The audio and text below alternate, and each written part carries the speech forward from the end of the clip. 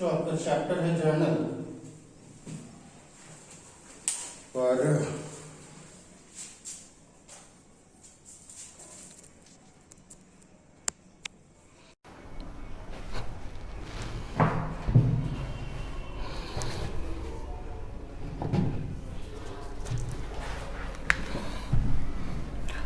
Journal chapter में question number 1, question number 2 और question number 3 check हो चुका है ना। क्वेश्चन नंबर 4 जो है आपका, वैसे क्वेश्चन नंबर 3 डिस्काउंट बेस पर है, क्वेश्चन नंबर 3 में डिस्काउंट भी है, क्वेश्चन नंबर 4 में भी डिस्काउंट है। तो 3 तो मैंने कल चेक किया था, क्वेश्चन नंबर 4 आ जाए। क्वेश्चन नंबर 4 में है, अप्रैल 1 तिलक ने व्यापार प्रारंभ किया। मैंने पिछले वीडियो में बताया था कि जब भी हम लोग व्यापार प्रारंभ करते हैं, जैसे आपका रहेगा कि एक व्यापारी ने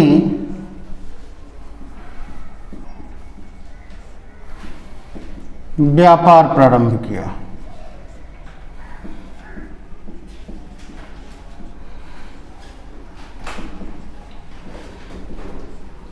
है ना। एक व्यापारी ने व्यापार आरंभ किया, तो एक व्यापारी के जगह पर किसी व्यापारी का नाम भी हो सकता है। जैसे राम ने बिजनेस स्टार्ट किया, श्याम ने बिजनेस स्टार्ट किया, महेश ने बिजनेस स्टार्ट किया। तो यहाँ पर मैंने ये बताया था कि एक व्यापारी ने व्यापार प्रारंभ किया। This is the personal account. ये पर्सनल अकाउंट है ना। क्यों पर्सनल अकाउंट है? क्योंकि यहाँ पर कोई भी यदि व्यापारी होगा, बिजनेसमैन होगा, बिजनेस का ऑनर होगा या कंपनी का ऑनर होगा, कंपनी का मालिक होगा या साझेदारी व्यापार का मालिक होगा, तो कोई ना कोई नाम होगा उसका, ठीक। तो नाम के कारण, व्यापारी का कोई ना कोई तो नाम होगा, तो नाम के कारण मैंने इसको पर्सनल अकाउंट किया, इस ट्रांजेक्शन्स को। तो जब भी कोई व्यापारी व्यापार प्रारंभ करता है, इसका मतलब है कि व्यापार में कुछ लगाता है, इन्वेस्ट करता है। व्यापार में कुछ व्यापारी लोग कैश लगाते हैं पूंजी के रूप में। जब मैंने कैपिटल का डेफिनेशन बताया था, पूंजी का डेफिनेशन बताया था, तो मैंने ये नहीं कहा था कि व्यापार का मालिक सिर्फ यदि व्यापार में कैश लगा देगा वो व्यापार का कैपिटल होगा। मैंने कहा था कैश और काइंड।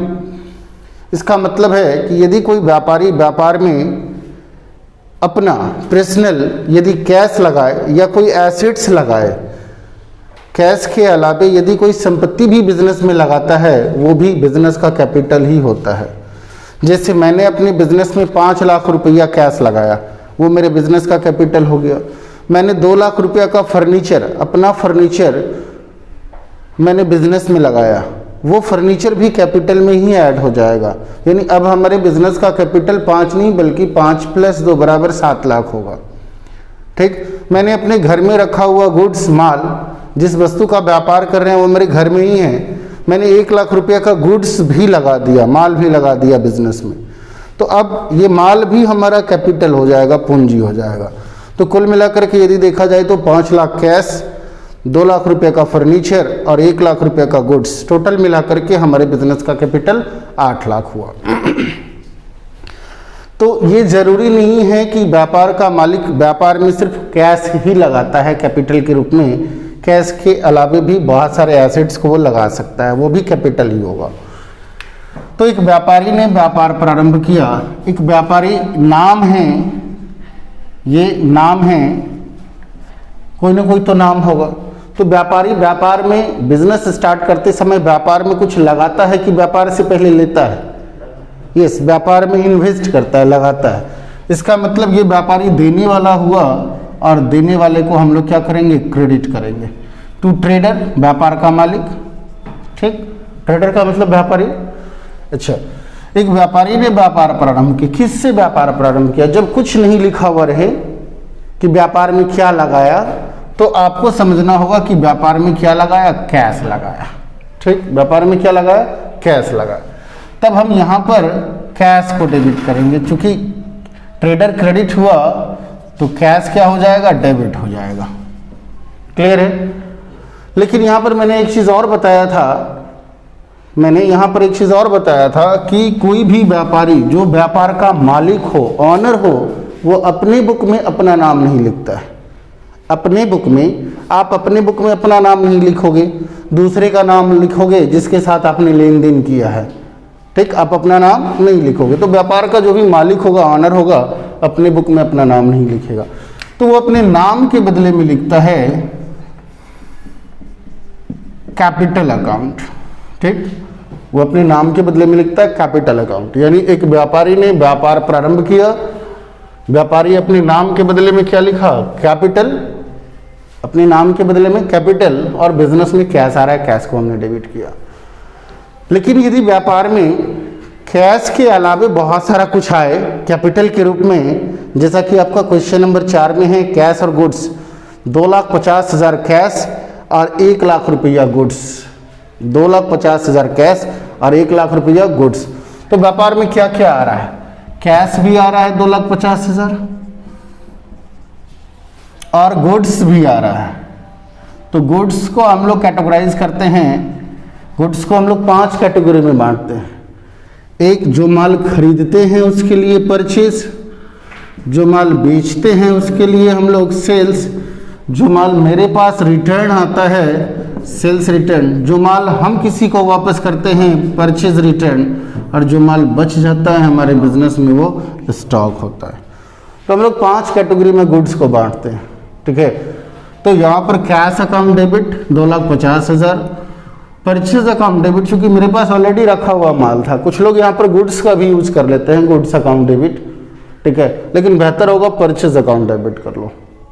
ठीक, परचेज अकाउंट डेबिट में कितना हो गया, 1 लाख रुपए का माल था, दोनों मिलाकर के 3,50,000 रुपया। यानी हमारे बिजनेस का कैपिटल हो गया 3,50,000 रुपया, जिसमें 1 लाख रुपया गुड्स है और 2,50,000 रुपये का कैश है। ठीक, तो एक व्यापारी ने व्यापार प्रारंभ किया, यहाँ पर लिखा हुआ रहेगा कैश कितने से, 2,50,000 और गुड्स 1 लाख। तो इसका जर्नल इसी तरह बनेगा, कैश अकाउंट डेबिट, बिजनेस में कैश आ रहा है, परचेज अकाउंट डेबिट यानी गुड्स आ रहा है बिजनेस में, और ये दोनों कैपिटल हो गया। ये दोनों को कैपिटल इसलिए किया गया कि ये दोनों बिजनेस के ऑनर ने लगाया है, बिजनेस के ऑनर ने लगाया है। समझ में आई बात?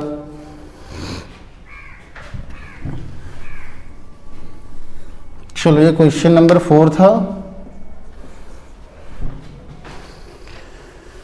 नेक्स्ट है, उसने बैंक अकाउंट खोला और जमा किया 80,000। बैंक अकाउंट खोला और जमा किया, कोई भी बैंक अकाउंट खोलते हैं, चाहे हम सेविंग अकाउंट खोलेंगे, चाहे हम बैंक में करंट अकाउंट खोलें, चाहे हम बैंक में रिकरिंग अकाउंट खोलें, या फिर हम लोग फिक्स डिपॉजिट अकाउंट खोलें। अकाउंट खोलने का मतलब होता है बैंक में नगद जमा करना। अकाउंट खोलने का मतलब बैंक में नगद जमा करना। जब भी आपके क्वेश्चन में लिखा हुआ रहे बैंक अकाउंट खोला या बैंक अकाउंट खोल कर नगद जमा किया, इसका मतलब आप सेंस लगा लो कि बैंक में नगद जमा किया। और बैंक में नगद जमा किया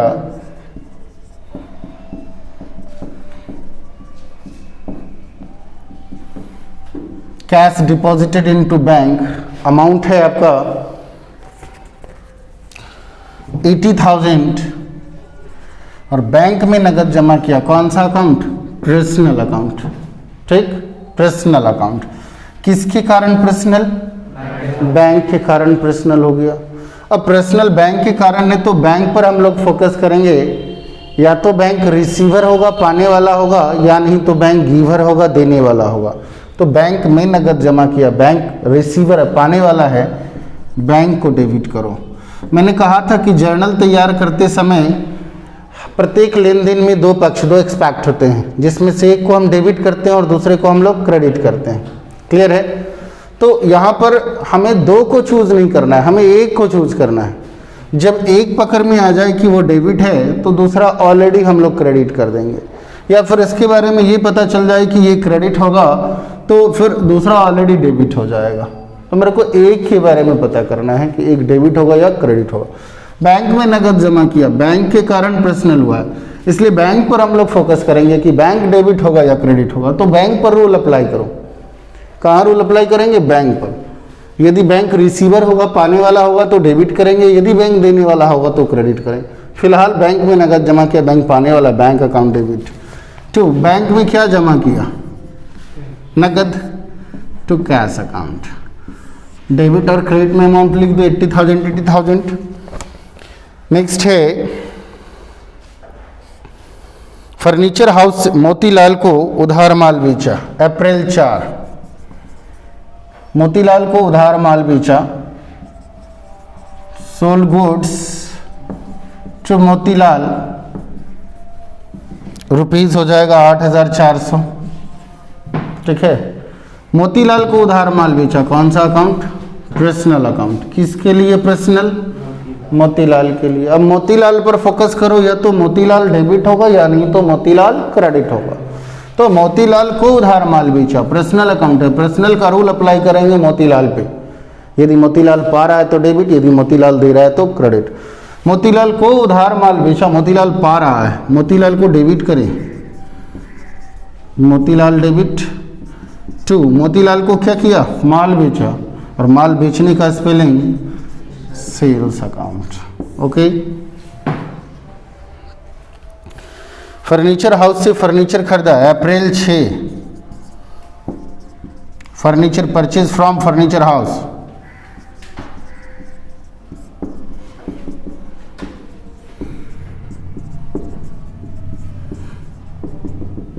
पर्सनल अकाउंट।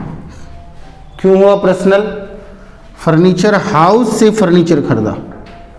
यहाँ पर पर्सनल अकाउंट मैंने फर्नीचर हाउस के लिए किया। फर्नीचर हाउस किसी दुकान का नाम है, शॉप का नाम है। ठीक है, ये नाम है जिसके कारण मैंने पर्सनल किया है, बस नाम है तो इस पर फोकस करो। ये तो डेबिट या तो क्रेडिट। फर्नीचर हाउस से फर्नीचर खरीदा, फर्नीचर हाउस दे रहा है और मेरे पास फर्नीचर आ रहा है, ये देने वाला है, देने वाला। फर्नीचर हाउस को क्रेडिट करो, credit. Furniture house account. Furniture house से क्या खरीदा? फर्नीचर खरीदा। अब आप सोच रहे हो सर खरीदा में तो आप परचेज का यूज कर लेते हो, तो क्या यहाँ भी परचेज लगा दे? गलत हो जाएगा, क्योंकि यहाँ पर फर्नीचर हमारे लिए गुड्स नहीं है, फर्नीचर हमारे लिए एसेट्स है। चलो, तो फर्नीचर आ रहा, फर्नीचर को डेबिट करो और फर्नीचर हाउस को क्रेडिट करो। अमाउंट लिख देना डेबिट और क्रेडिट में। चलो आगे है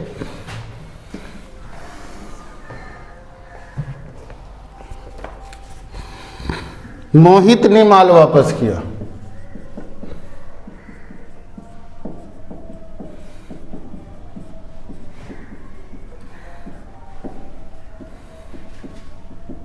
मैंने गुड्स को कई भागों में बांटा था, याद है ना? मैंने गुड्स को 5 भागों में बांटा था। एक जो हम लोग बाहर से खरीदते हैं उसको हम लोग परचेज बोलेंगे, एक जो हम अपना माल बेचते हैं उसको सेल्स बोलेंगे। बेचा हुआ माल यदि मेरे पास वापस आ रहा है, बेचा हुआ माल यदि मेरे पास वापस आ रहा है तो सेल्स रिटर्न। बेचा हुआ माल यानी सेल्स, मेरे पास वापस आ रहा है तो रिटर्न, सेल्स रिटर्न। हम जिस माल को खरीदते हैं यदि हमें पसंद नहीं आए, डैमेज हो, टूटा फूटा हो, या मैंने जो मांगा था वह नहीं मिला, मैंने जो चॉइस किया था उसके अकॉर्डिंग नहीं आया, सैंपल कुछ और था और माल कुछ और आया, तो हम क्या करेंगे? उस माल को रखेंगे कि वापस करेंगे? वापस कर देंगे। ड्यू टू एनी रीज़न, कोई भी रीज़न हो सकता है, मैं उस माल को वापस कर दूंगा अपने सप्लायर को। तो जो माल हम वापस करते हैं अपने सप्लायर को, उसको हम लोग कहते हैं परचेज रिटर्न। ठीक, और मेरा ग्राहक यदि मेरे को वापस कर देगा ड्यू टू एनी रीज़न, उसको हम लोग बोलेंगे सेल्स रिटर्न। तो मेरे पास वापस आ रहा है तो सेल्स रिटर्न, और हम किसी को वापस कर रहे हैं अपने सप्लायर को, ठीक है, तो वो परचेज रिटर्न। क्लियर है? और लास्ट में बचे हुए माल को हम लोग स्टॉक कहते हैं। अब यहाँ पर है मोहित ने माल वापस किया। ठीक, तो मोहित ने माल वापस किया, मोहित माल दे रहा है मेरे को, मेरे पास वापस आ रहा है, तो मेरे पास कौन सा माल वापस आएगा? जो माल मैंने मोहित को बेचा था, जो माल मैंने मोहित को बेचा था वही माल तो मेरे पास वापस आ रहा है। क्या इसका मतलब? ये माल वापस का मतलब ये सेल्स रिटर्न हो गया।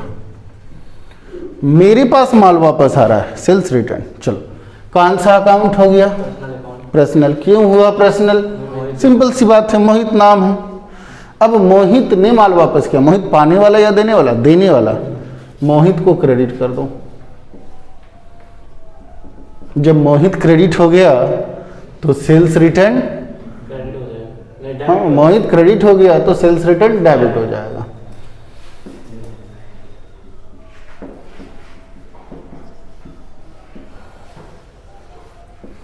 अब आप सोच रहे होंगे कि सर आप किसी में अकाउंट्स लगाते हो, किसी में अकाउंट नहीं लगाते हो। तो मैंने पिछले वीडियो में भी बताया था कि यदि प्रॉपर इंडिविजुअल हो, नाम हो, किसी व्यक्ति का नाम हो, किसी व्यक्ति का, तो उसमें एस लगाने, उसमें अकाउंट्स लगाने की जरूरत है। जैसे टू मोहित, मैंने यहाँ पर अकाउंट लगाया ना, तो यहाँ पर अकाउंट लगाने की आवश्यकता नहीं, खामखा परेशान होना नहीं है, टाइम वेस्ट होगा।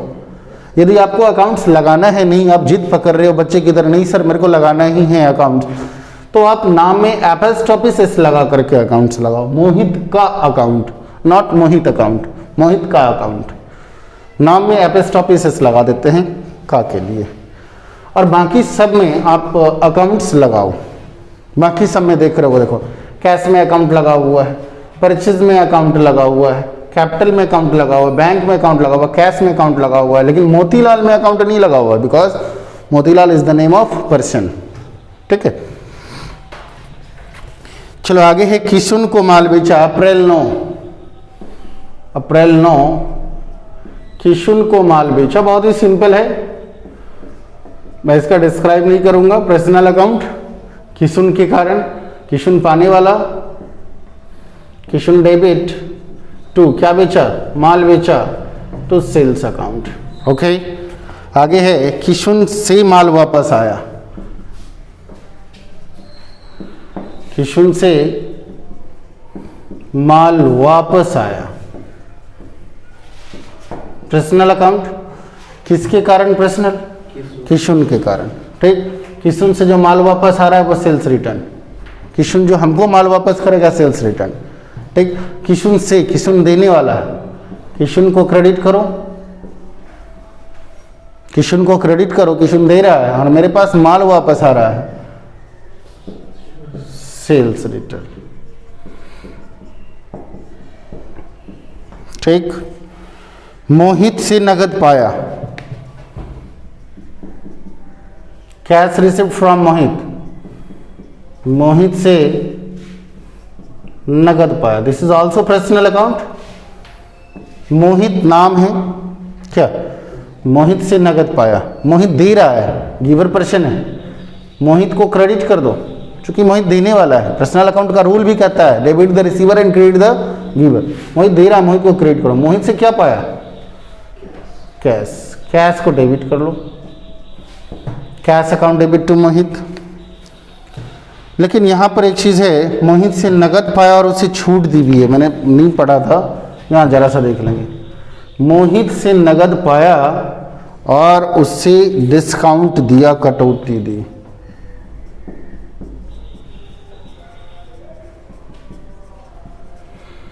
है ना? तो पहले बना ले मोहित से नगद पाया, अभी जस्ट मैंने बताया था और मिटा भी दिया, कैश अकाउंट डेबिट टू मोहित। ठीक, ये बन गया ऊपर वाला मोहित से नगद पाया का। ओके, अब उसे डिस्काउंट दिया तो डिस्काउंट हमारे लिए नॉमिनल अकाउंट है। जो भी एक्सपेंसेस, लॉसेस, इनकम और गेन्स होता है, खर्च, हानि, आय और लाभ होता है, वो हमारे लिए नॉमिनल अकाउंट है। और नॉमिनल अकाउंट का रूल है कि एक्सपेंसेस और लॉसेस को डेबिट करे और इनकम और गेन्स को क्रेडिट करे, मीन्स खर्च और हानि को डेबिट करे, आय और लाभ को क्रेडिट करे। तो डिस्काउंट पर फोकस करना है कि डिस्काउंट मेरे लिए एक्सपेंसेस है या इनकम है। उसे डिस्काउंट दिया, मैंने दिया, तो मेरे लिए लॉस, मेरे लिए लॉस, और लॉस को हम लोग डेबिट करते हैं। जैसे मैंने कैश लिखा है ना डेबिट में, उसी तरह डिस्काउंट को भी लिखेंगे डेबिट में, और डिस्काउंट में भी सिंबल लगाएंगे डेबिट का। ठीक है? और यदि आपको कंफ्यूजन हो तो मैंने बताया था कि कैश के साथ ही डिस्काउंट होता है। यदि कैश डेबिट में है, यहाँ ध्यान देंगे, यदि कैश या बैंक डेबिट में है तो ऑलरेडी डिस्काउंट भी डेबिट में ही होगा, क्योंकि discount is the parts of cash, cash में ही डिस्काउंट मिलता है। ठीक है, तो कैश डेबिट में है तो डिस्काउंट भी डेबिट में होगा। अब कहोगे सर यदि कैश क्रेडिट में रहता तो सो सिंपल, आप डिस्काउंट को भी क्रेडिट में अंदर डाल देते। तो यदि हमें ट्रिक अप्लाई करना है, ज़्यादा दिमाग नहीं लगाना है कि डिस्काउंट डेबिट में होगा या क्रेडिट में होगा, तो ये ट्रिक है कि आप जहाँ पर कैश या बैंक लिखोगे डेबिट में तो डिस्काउंट भी डेबिट में होगा, कैश या बैंक क्रेडिट में होगा तो डिस्काउंट भी क्रेडिट में होगा। ओके, और नहीं यदि ट्रिक अप्लाई नहीं करते हो तो सोचते रहो कि डिस्काउंट मैंने दिया या डिस्काउंट मैंने पाया। ठीक है, डिस्काउंट मेरे लिए लॉस है या डिस्काउंट मेरे लिए प्रॉफिट है, थोड़ा सोचना पड़ेगा। चलो, अमाउंट कैसे पुट करेंगे? कैश में कैश का अमाउंट, कैश में कैश का अमाउंट, और कैश में है आपका मोहित से नगद पाया 6500। डिस्काउंट में डिस्काउंट का अमाउंट, डिस्काउंट 500, और दोनों को जोड़ करके मोहित में लिखेंगे 7000। क्लियर है? चलो,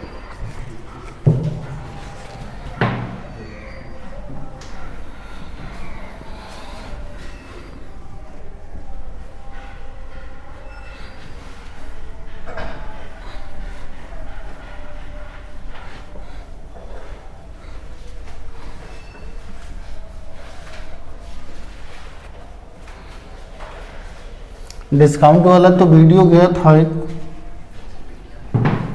तो वीडियो नहीं देखते, डिस्काउंट वाला एक साइड गया होगा, इससे ठीक पहले वाला वीडियो जिसमें डिस्काउंट मैंने बताया है और बैंकिंग ट्रांजैक्शंस के बारे में बताया। चलो, मोहित वाला तो हो गया। अप्रैल 16 किशुन से पूर्ण भुगतान में नगद पाया। अप्रैल 16 किशुन से पूर्ण भुगतान में नगद पाया।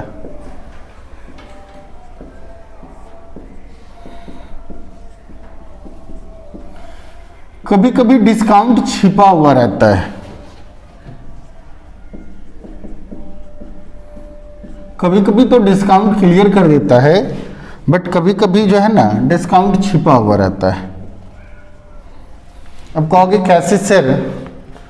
तो यहां देखो, किशुन को माल बेचा, तो किशुन को माल बेचा 5500 का, अमाउंट 5500 था। किशुन से माल वापस आया 1400। अब एक बात बताओ कि मैंने किशुन को माल बेचा 5500 का और किशुन ने मेरे पास माल वापस कर दिया। 5500 में से 1400 रुपये का माल वापस आ गया, 5500 में से 1400 रुपये का माल वापस आ गया, तो किशुन के ऊपर मेरा कितना ड्यूज रहा, बाकी रहा? मैंने किशुन को उधार माल बेचा था 5500 का, 5500 में से 1400 रुपये का माल वापस कर दिया, तो मेरा किशुन के ऊपर बाकी कितना रहा? 4100, 4100, 4100 रुपया बाकी रहा, ड्यूज रहा। 4100 रुपया ड्यूज रहा और हम किशुन से पा रहे हैं कितना? 4000। यानी किशुन के ऊपर मेरा बाकी है 4100, लेकिन किशुन से पा रहे हैं कितना? 4000, और वो भी लिखा हुआ है पूर्ण भुगतान, यानी फुल सेटलमेंट। फुल सेटलमेंट का मतलब हिसाब चुकता हो गया। हमारा उस किशुन के ऊपर बाकी 4100 रुपया, लेकिन मैंने पाया कितना? 4000, और बोल रहा है कि हिसाब चुकता हो गया, मतलब अब बाकी कुछ नहीं रहा। तो इसका मतलब है कि 100 रुपया मैंने डिस्काउंट दिया कि नहीं। अब कहोगे सर इस जर्नल को बनाने के लिए हमें ऊपर वाला भी देखना पड़ेगा क्या?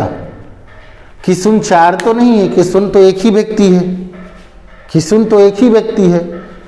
जिस किशुन को मैंने यहाँ पर माल बेचा था, जरा समझेंगे, सिर्फ बनाने से कुछ नहीं होगा, ये आपका ट्रांजैक्शन है, ये आपका बिजनेस, हाँ ये आपका बिजनेस का जो है वो ट्रांजैक्शन है, ये बिजनेस का।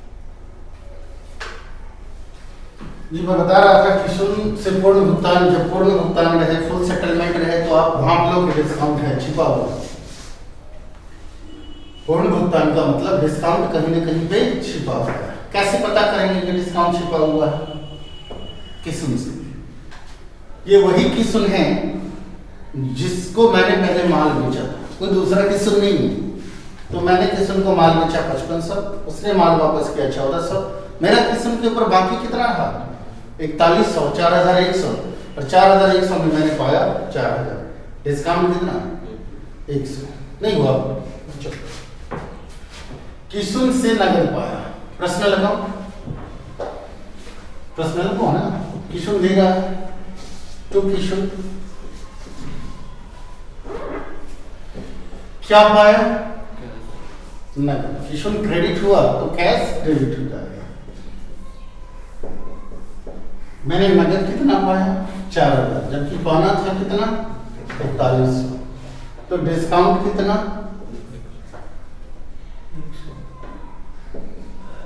100। डिस्काउंट हमेशा किसके साथ होता है? किस्म के साथ कि कैश के साथ? कैश के साथ। तो कैश डेबिट में तो डिस्काउंट भी डेबिट। समझ में आई बात? तो एक तो आपको डिस्काउंट क्लियर रहेगा आपके क्वेश्चन में जैसे दिए हुआ है। तो डिस्काउंट यदि क्लियर है कि डिस्काउंट दे रहे हैं तो डेबिट डिस्काउंट पा रहे हैं तो क्रेडिट मींस लॉस और प्रॉफिट पर सोच लेना, नहीं तो कैश के साथ कर देना। कभी कभी डिस्काउंट क्लियर नहीं रहेगा, छिपा हुआ रहेगा। और कैसे पता चलेगा कि डिस्काउंट छिपा हुआ है? तो मैंने बता दिया कि जब आपके क्वेश्चन में, जब आपके ट्रांजैक्शंस में पूर्ण भुगतान लिखा हुआ है तो समझो कहीं ना कहीं डिस्काउंट छिपा हुआ है। ठीक है। और पहले वाला ट्रांजैक्शंस देखेंगे, इस व्यक्ति का तो पता लग जाएगा कि कितना डिस्काउंट है। चलो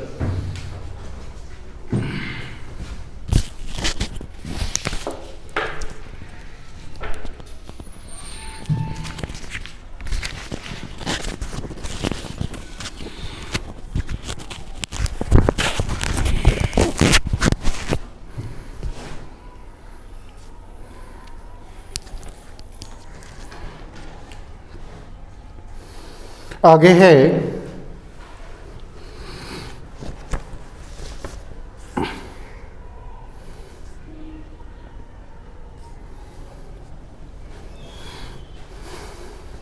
अप्रैल 18 बिजली बिल का भुगतान किया। अप्रैल 18 इलेक्ट्रिसिटी बिल चुकाया या भुगतान किया, एक ही चीज हो गया। ये हमारे लिए नॉमिनल अकाउंट है, क्योंकि बिजली बिल हमारे लिए खर्च है, एक्सपेंसेस है। बिजली बिल हमारे लिए एक्सपेंसेस है, नॉमिनल अकाउंट है। और नॉमिनल अकाउंट का रूल है यदि ये एक्सपेंसेस होगा, बिजली बिल खर्च होगा, तो इसको आप डेबिट कर दो। Electric bill debit, electric bill debit to. बिजली बिल में क्या चुकाया? कैश। किसी भी प्रकार का यदि खर्च का एंट्री कर रहे हो, किसी भी प्रकार की यदि खर्च का एंट्री कर रहे हो तो खर्च में नहीं लिखा हुआ रहेगा कि नगद दिया। आपको ये फील करना होगा कि वेतन दिया, तो वेतन में क्या दिया होगा? कैश। मजदूरी दी, मजदूरी में क्या दिया होगा? कैश। कमीशन पाया, क्या पाया होगा? कैश। तो जब भी खर्च और इनकम वाली बात रहे तो आप ये फील कर लो कि खर्च हम लोग नगद में करते हैं इसलिए मेरे यहाँ से नगद जाता है, और इनकम हम लोग नगद में पाते हैं इसलिए मेरे यहाँ कैश आता है। तो खर्च और इनकम में कैश लिखा हुआ नहीं रहेगा, आपको फील करना होगा और कैश डालना पड़ेगा। जैसे बिजली बिल का भुगतान किया या बिजली बिल चुकाया, तो बिजली बिल में क्या बिजली को पकड़ करके थोड़े चुका दिए होंगे, कैश चुकाए होंगे ना खर्च। तो इलेक्ट्रिसिटी बिल को डेबिट करो क्योंकि मेरे लिए एक्सपेंसेस है, और मैं चुकाया, क्या चुकाया? कैश। कैश को क्रेडिट कर दो। अप्रैल 21 फैक्ट्री के मजदूरों को मजदूरी दी, मजदूरों को मजदूरी दी, ये भी खर्च है। मजदूरों को मजदूरी दी, खर्च है, तो खर्च को डेबिट करो। वेजेस अकाउंट डेबिट टू, खर्च में क्या चुकाया? Cash, to cash account. अप्रैल 23 हेमा से माल खरीदा, हेमा से माल खरीदा, पर्सनल अकाउंट, हेमा देने वाली, तो हेमा को क्रेडिट करो और परचेज को डेबिट करो। Purchase account debit to Hema, Hema में अकाउंट लगाने की ज़रूरत नहीं है। 23 के बाद है 25 मोहन को चेक से भुगतान किया।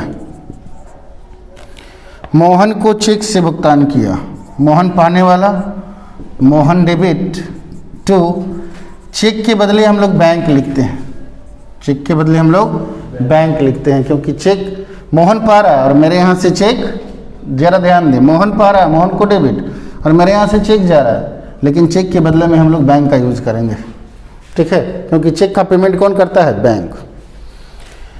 चलो उसके बाद 27 है, हेमा को खराब माल वापस किया। अब यहाँ पर थोड़ा वापसी वाली बात आ रही है। हेमा को माल वापस किया,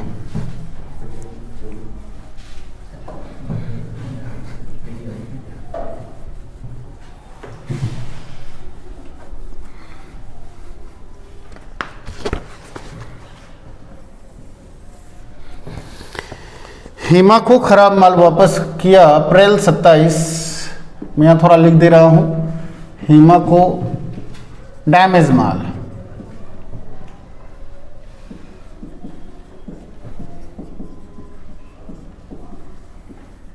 ठीक, वापस किया।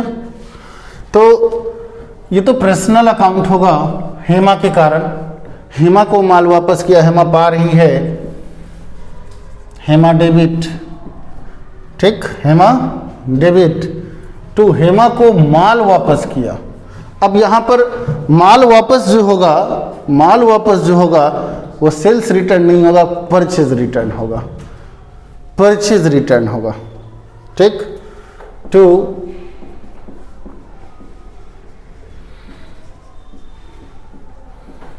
Purchase return account. अब कहोगे सर अभी तो थोड़ा देर पहले लिखे हुए थे सेल्स रिटर्न, जिसको आपने साफ किया था किशुन वगैरह वाला, अभी आप परचेज रिटर्न लिख दिए हो। हेमा को माल वापस किया, तो हम कौन सा माल वापस करेंगे?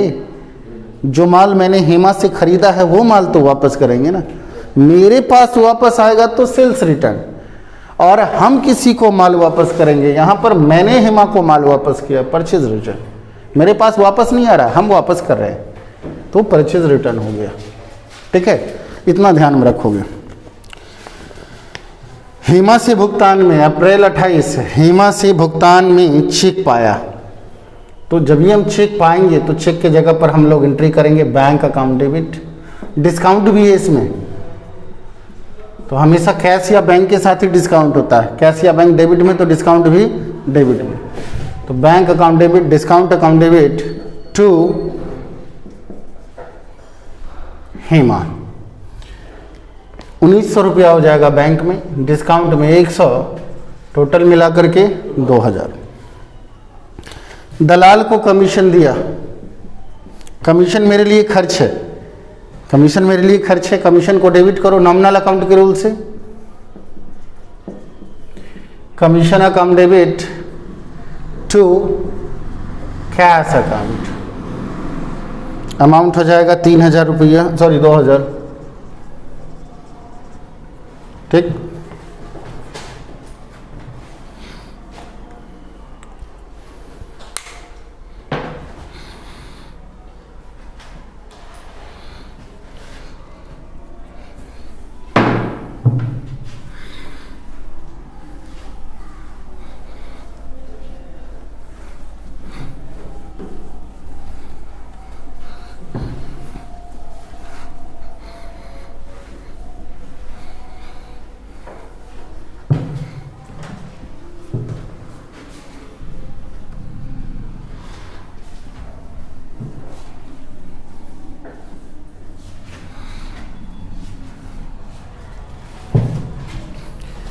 मैंने पिछले वीडियो में बैंकिंग ट्रांजैक्शंस बताया था, कुछ रूल्स भी यहाँ पर लिखा था कि जब हम लोग बैंकिंग लेन देन का लेखा कर रहे हों, बैंक से लेन देन का लेखा कर रहे हो, तो हमें कुछ रूल्स को फॉलो अप करना होगा, थोड़ा सा केयरफुल रहना होगा, क्योंकि अक्सर लोग बैंक वाले में गलती करते हैं, बैंकिंग ट्रांजैक्शंस में लोग गलती करते हैं।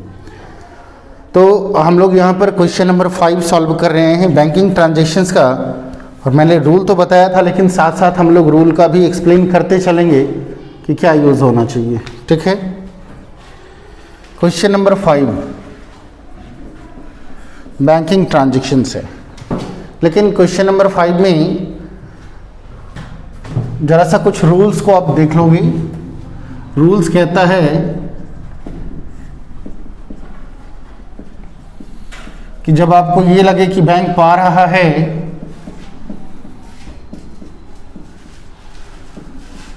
तो बैंक को डेबिट करें। ठीक,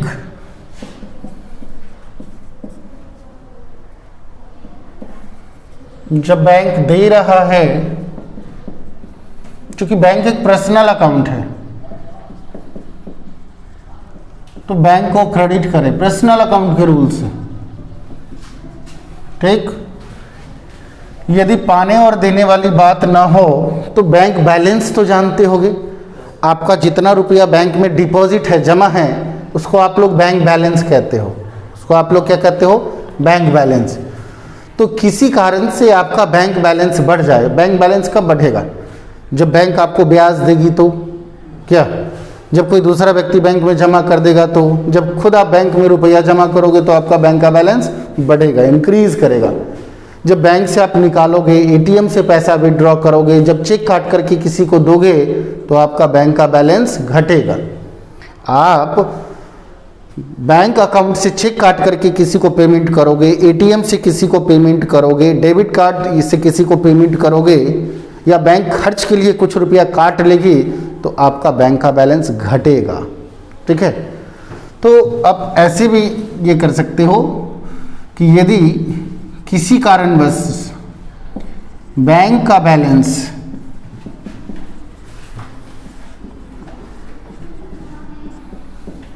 बढ़ रहा है तो बैंक को डेबिट करो। बैंक का बैलेंस यदि बढ़ेगा तो बैंक को डेबिट करें, और यदि बैंक का बैलेंस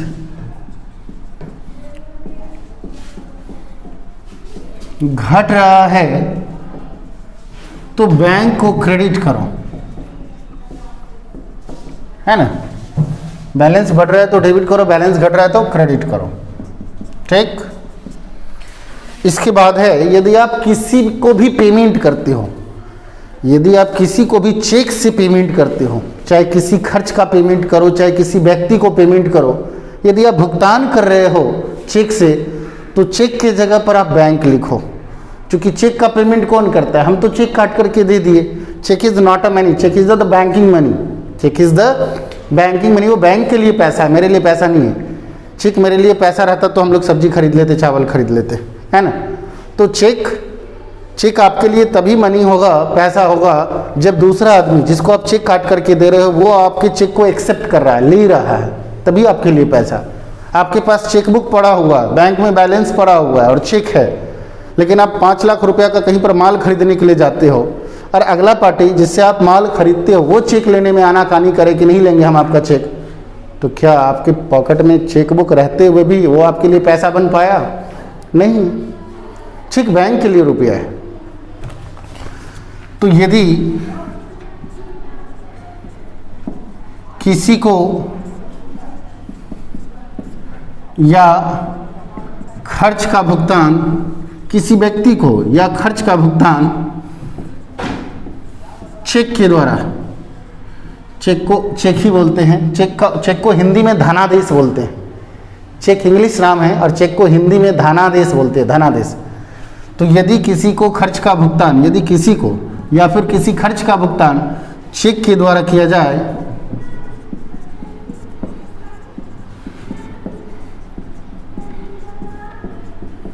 तो बैंक को क्रेडिट करें। चेक के स्थान पर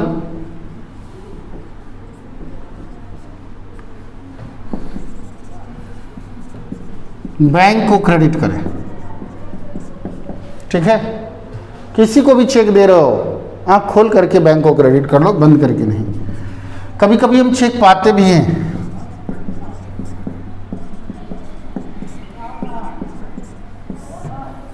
ये विशेष ध्यान देने वाली बात है। चेक पाने पर, जब हम चेक पाते हैं तब यहाँ पर देखो,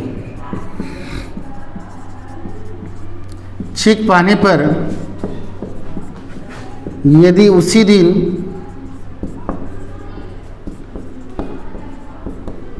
बैंक में जमा कर देते हैं, उसी दिन चेक को बैंक में जमा कर देते हैं,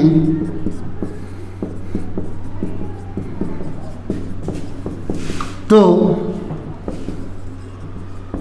बैंक को डेबिट करे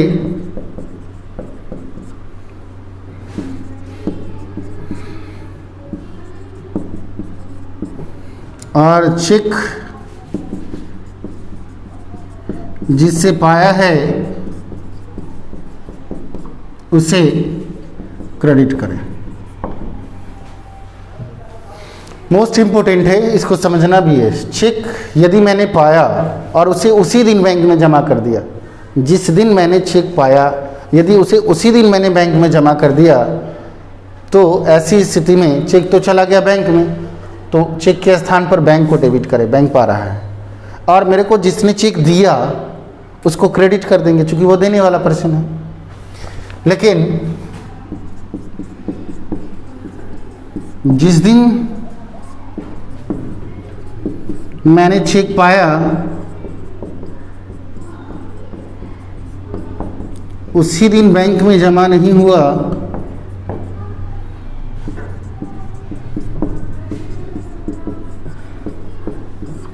मैंने जिस दिन चेक पाया और उसी दिन मैंने उस चेक को बैंक में जमा नहीं किया,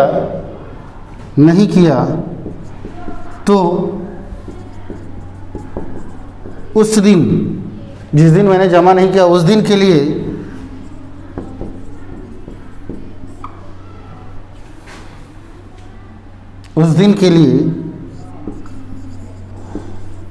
चेक या कैश अकाउंट डेबिट, उस दिन चेक को चेक लिखे या चेक को कैश लिखे, बैंक नहीं लिखे। जिस दिन चेक पा रहे हैं यदि उसे उसी दिन बैंक में जमा कर रहे हैं तो बैंक को डेबिट करेंगे। लेकिन यदि उसे उसी दिन बैंक में जमा नहीं किया, मैंने रख लिया बिजनेस में, तो अब वो बैंक नहीं बल्कि चेक या कैश अकाउंट डेबिट होगा। टू देने वाला कौन, जो भी देने वाला होगा, तो गिवर का मतलब देने वाले का नाम लिख लेंगे। ये चीज़ मोस्ट इम्पोर्टेंट है, यहाँ पर ध्यान देना है कि मैंने जिस दिन चेक पाया और उसे उसी दिन बैंक में जमा नहीं किया, बैंक में जमा कर देते तो बैंक के पास चला जाता, तब तो बैंक अकाउंट डेबिट, बैंक पा रहा है। मैंने उसी दिन बैंक में जमा नहीं किया, अपने पास रख लिया, तो या तो कैश अकाउंट डेबिट कर लो, वो चेक को कैश मान लो, नहीं तो चेक को चेक ही रहने दो। चेक या कैश अकाउंट, दोनों में से कोई एक लिखना। चेक या cash account debit to giver, मतलब जो देने वाला व्यक्ति हो, ठीक। और यही चेक, यहाँ ध्यान देंगे, यही चेक बी नंबर वाला, यही चेक दूसरे दिन बैंक में जमा करने पर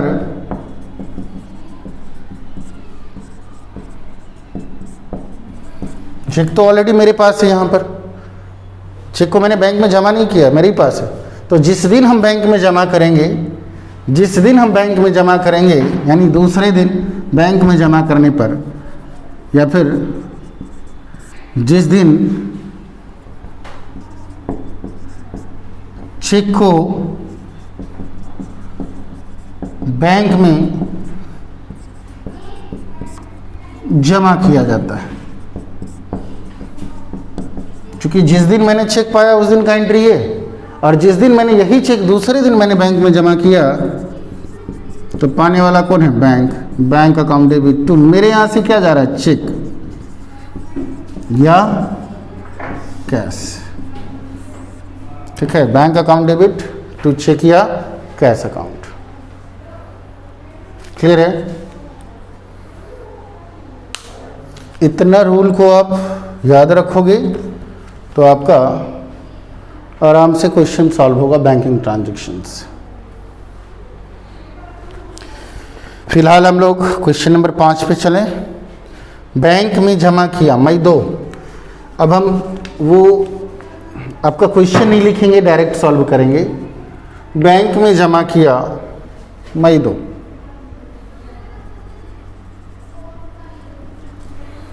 बैंक पा रहा है,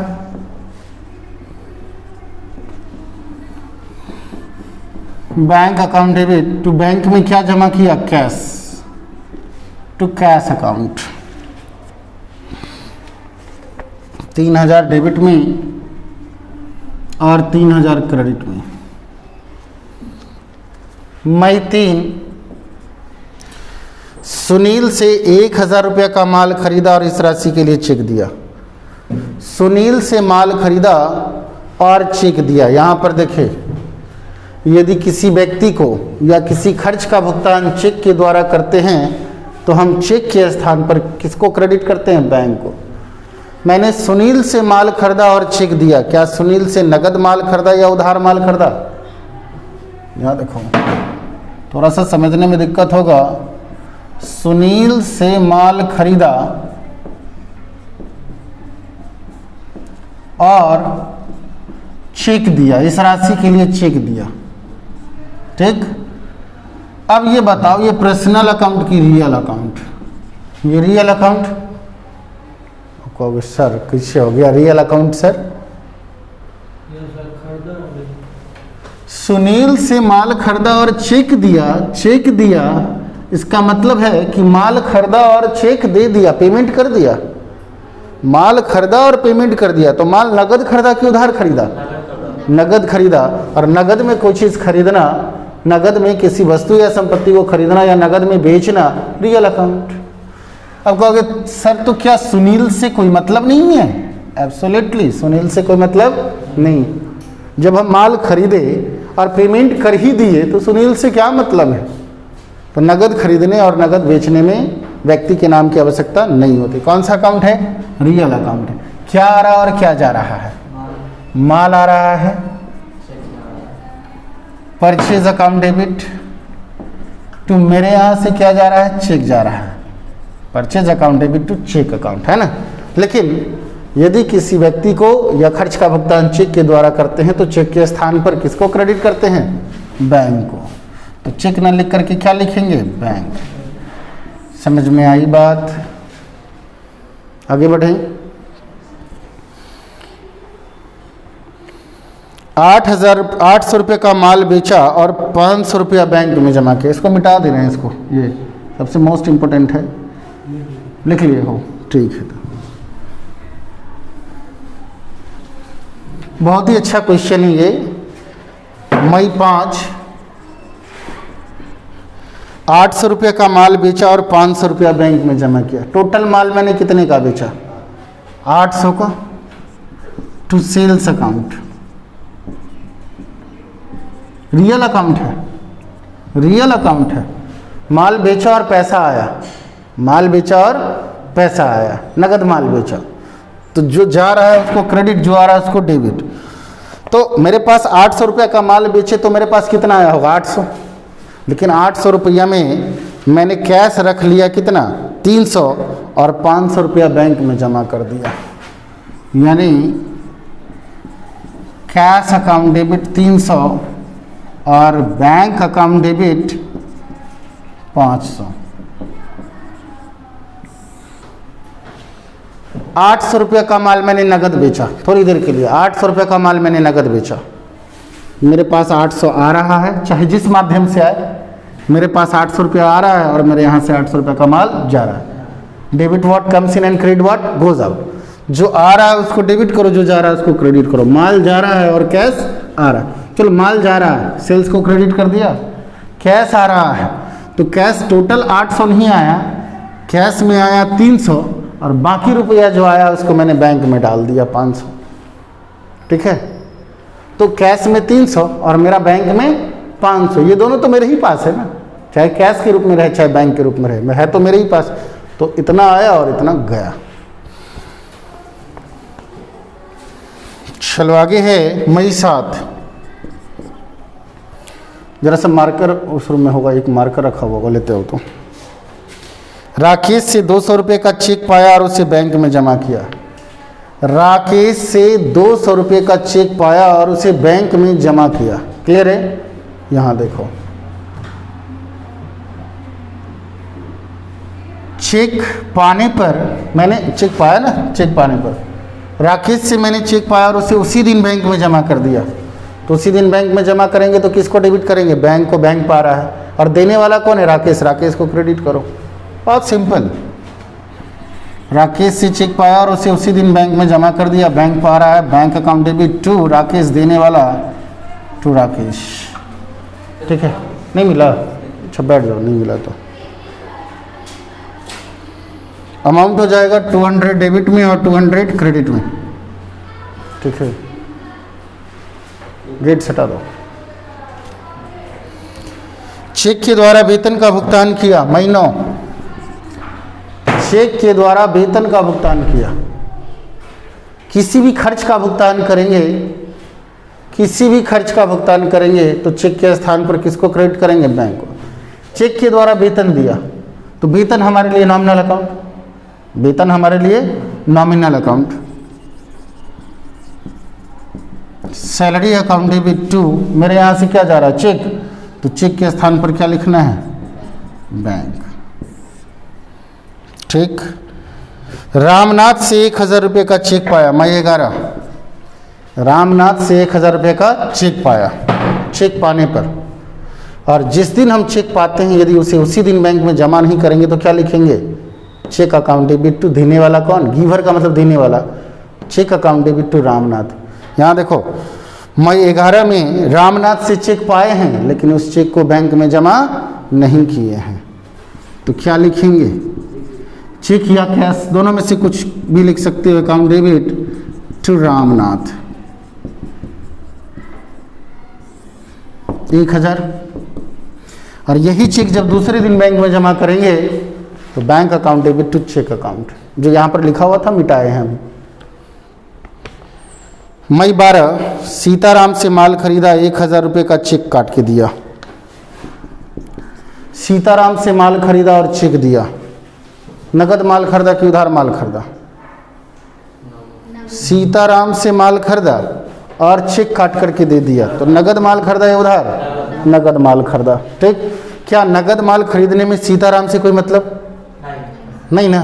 सीताराम का यूज नहीं ना होगा। नगद खरीदने और नगद बेचने में नाम का कोई यूज नहीं होता।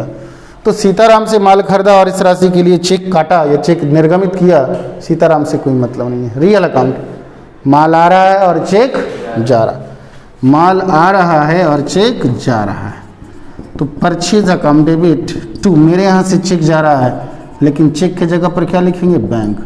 जब भी आप चेक लिखा हुआ देखो तो चेक के जगह पर बैंक का यूज कर लो, लेकिन एक केस में आप चेक या कैश लिखोगे, कब? जब चेक बैंक में जमा नहीं होगा तब।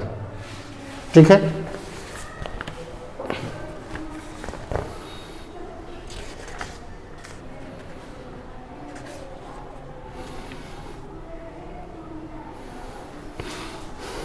चलो अब है रामनाथ के चेक को बैंक में जमा किया। यही चेक लो, यही रामनाथ का चेक बैंक में जमा हो रहा है। कब?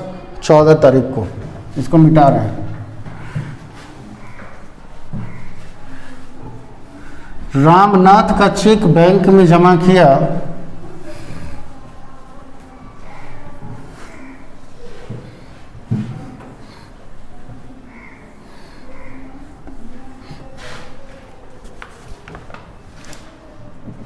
चौदह तारीख को रामनाथ का चेक बैंक में जमा किया। पाने वाला कौन? बैंक। Bank account debit. तो मेरे यहाँ से क्या जा रहा है? Cheque to cheque account. यदि आप कैश लिखते यहाँ पर तो यहाँ पर भी कैश लिखना पड़ता। अमाउंट वही हो जाएगा 1000 रुपये। यहाँ पर मिस प्रिंट है, रामनाथ से चेक पाया 1000, तो रामनाथ के चेक को बैंक में जमा किया 1000 होगा, 1200 नहीं होगा। मिस प्रिंटिंग है यहाँ पर। ठीक है। चलो मई 15, 5000 रुपये का मशीन खरीदा और इस राशि के लिए चेक दिया। मशीन खरीदा और चेक दिया, पर्सनल अकाउंट, रियल अकाउंट या नॉमिनल अकाउंट? मशीन खरीदा और चेक दिया, नाम तो किसी का है नहीं, पर्सनल तो होगा नहीं।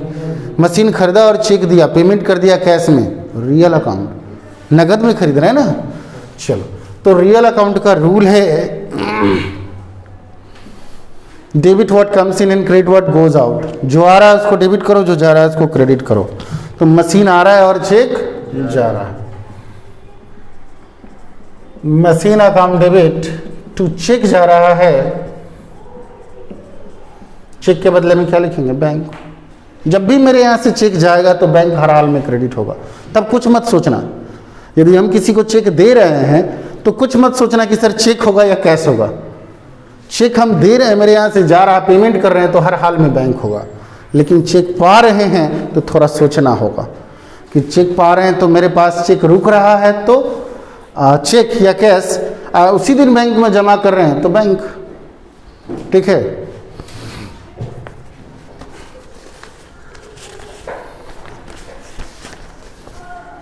चलो मई 17 है, रामनाथ वाला चेक डिसऑनर हो गया और बैंक ने इसे लौटा दिया। रामनाथ वाला चेक कहाँ था? बैंक के पास। रामनाथ वाला चेक कहाँ था? बैंक के पास। ठीक, क्योंकि चेक को बैंक में भेजे थे ना। चेक बैंक में था, डिसऑनर हो गया, कैंसिल हो गया, रद्द हो गया, तो बैंक हमको लौटाएगी और हम किसको लौटाएंगे? रामनाथ को। जब चेक डिसऑनर हो जाता है, कैंसिल हो जाता है, बाउंस हो जाता है, तो बैंक वह चेक हमको वापस कर देती है। तो जब ये चेक हमको वापस कर देगी बैंक, तो चेक हम अपने पास रखेंगे कि रामनाथ वाले चेक को रामनाथ को लौटा देंगे? लौटा देंगे। मैंने रामनाथ से चेक पाया था और यही चेक मैंने बैंक में जमा किया था। हमको देने वाला कौन था? रामनाथ। क्या रामनाथ से चेक पाया? कोई कहाँ पर सर? यहाँ 11 तारीख 1000 का चेक पाए थे ना रामनाथ से। ठीक, रामनाथ वाला यही चेक मैंने कहाँ जमा किया था? बैंक के पास। अभी चेक कहाँ है? बैंक के पास। तो जब चेक बाउंस हो जाएगा, कैंसिल हो जाएगा, तो बैंक रामनाथ को नहीं पहचानती है, बैंक हमको पहचानती है। बैंक रामनाथ को नहीं पहचानती है, बैंक हमको पहचानती है। तो बैंक हमको लौटाएगा और हम लौटाएंगे रामनाथ को। तो मेरे लिए पाने वाला कौन? बैंक कि रामनाथ? रामनाथ। और हमको देने वाला कौन? चेक लौटाने वाला कौन? बैंक। तो पर्सनल अकाउंट, रामनाथ का चेक डिसऑनर हो गया, मैंने रामनाथ को लौटा दिया, लेकिन हमको कौन लौटाया था चेक? बैंक। तो Ramnath debit to bank account, Ramnath debit to bank account, यही 1000 हो जाएगा। जब चेक डिसऑनर हो जाता है, अप्रतिष्ठित हो जाता है, तो बैंक वह चेक हमको लौटा देता है, क्योंकि बैंक के हम ग्राहक है, रामनाथ ग्राहक नहीं है। तो बैंक हमको लौटा देगा और हम किसको लौटा देंगे? रामनाथ को। तो मेरे लिए पाने वाला कौन? रामनाथ, डेबिट कर दो। मेरे लिए देने वाला कौन? बैंक, क्रेडिट कर दो। ठीक है, पर्सनल अकाउंट।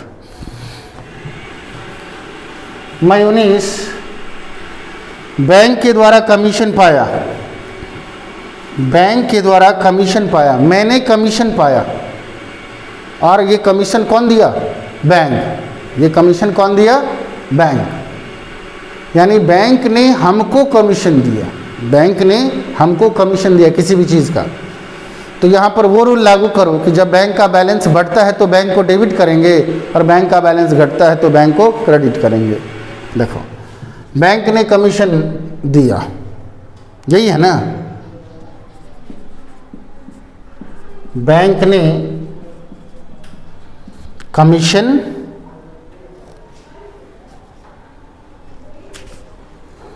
चेक के द्वारा कमीशन पाया। यहाँ पर थोड़ा सा मिसप्रिंटिंग है, चेक के द्वारा कमीशन पाया।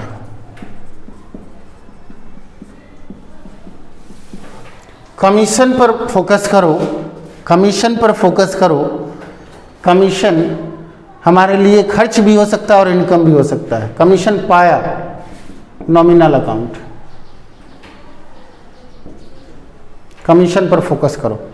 कमीशन हमारे लिए इनकम है, इनकम दे नहीं रहे, पा रहे हैं, इनकम है। नॉमिनल अकाउंट के रूल से कमीशन को क्रेडिट करो।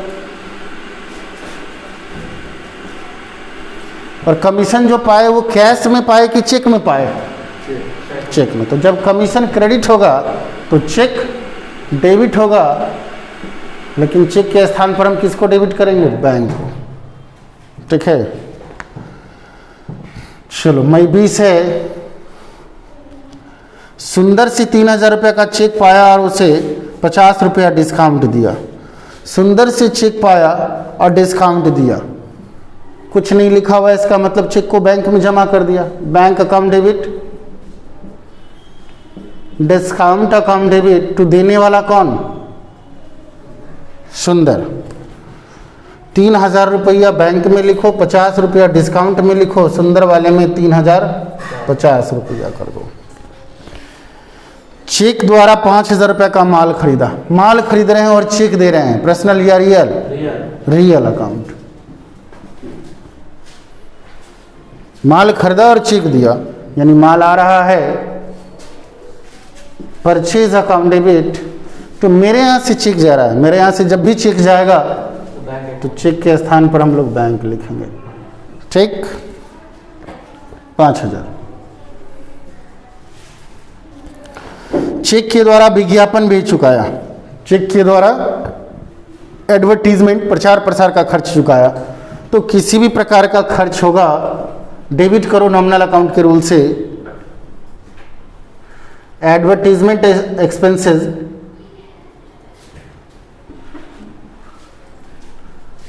अकाउंट डेबिट टू चेक के द्वारा चुका रहे हैं टू बैंक अकाउंट। अमाउंट हो जाएगा 3,000 डेबिट में और 3,000 क्रेडिट में, ठीक। और बैंक ने कमीशन लिए, बैंक ने कमीशन लिए का मतलब बैंक ने हमारे पासबुक से कमीशन काटा। तो कमीशन पर फोकस करोगे कि बैंक पर? नो, बैंक पर नहीं करना है। जब खर्च हानि आय लाभ हो तो हमें खर्च हानि आय लाभ पर फोकस करना है, बैंक पर फोकस नहीं करना है।